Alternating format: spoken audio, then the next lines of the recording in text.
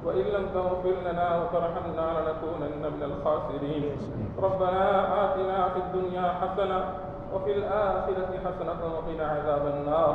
ربنا لا تزغ قلوبنا بعد إذ هديتنا وهب لنا من لدنك رحمة إنك أنت الوهاب. اللهم يا مالك الملك تؤتي الملك من تشاء وتنزع الملك ممن تشاء وتعز من تشاء وتذل من تشاء بيدك الخير إنك على كل شيء قدير.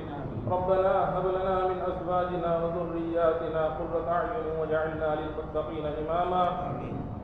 اللهم إني أسألك حبك وحب من يحبك والعمل الذي يبلغني حبك. اللهم اجعل حبك أحب إلي من نفسي وأهلي ومن الماء البارد. اے اللہ ہمارے گناہوں کو معاف فرما، اللہ جی ہمارے خطاؤں کو درگزر فرما، اللہ ہمارے سیئات کو حسنات سے مبدل فرما. اللہ زندگی کا بہت سارا حصہ غفلت میں گزر چکا ہے، اللہ پتہ نہیں اے اللہ زندگی کا آخری شام کب آنے والا ہے. اے اللہ اے اللہ اے اللہ موت سے پہلے سچی پکی توبہ کی توفیق عطا فرما. اللہ ایمان کی موت عطا فرما، اللہ کلمے کی موت عطا فرما. اے اللہ جو آدمی اے اللہ تیرے احسان پر اے اللہ تیری نعمتوں پر شکر ادا کرتا ہے، اے اللہ اس نعمت پر اے اللہ تو اضافہ فرماتا ہے. اے اللہ تو نے اپنے فضل سے اپنے کرم سے ہمیں اے اللہ انسان بنایا، ایمان کی دولت دی، پیارے حبیب صلی اللہ علیہ وسلم کی امت میں پیدا فرمایا. الحمدللہ الذی بنعمتہ تتم الصالحات، الحمدللہ الذی بنعمتہ تتم الصالحات، الحمدللہ الذی بنعمتہ تتم الصالحات، الحمدللہ الحمدللہ الحمدللہ. پیارے اللہ ہم تیرا شکر ادا کرتے ہیں. اللہ اے اللہ تو نے اپنے فضل سے اپنے کرم سے ایمان کی دولت دیا ہے. اے اللہ ایمان کے ساتھ خاتمہ فرما. اے اللہ موت کے وقت اے اللہ ایمان کے ساتھ جانا اے اللہ ہمارے لیے فیصلہ فرما. یا من لا تراہ العیون ولا تخالطه الظنون ولا يصف الواصفون ولا تغير الحوادث ولا يخشى الدوائر، يعلم مثاقيل الجبال ومكائل البحار وعدد قطر الأمطار وعدد ورق الأشجار وعدد ما أظلم عليه الليل وأشرق عليه النهار ولا تواري منه ولا سماء سماها. آمين بجاه سيد المرسلين محمد وعلى آله وأصحابه أجمعين. سبحان ربك رب العزة عما يصفون وسلام على المرسلين والحمد لله رب العالمين.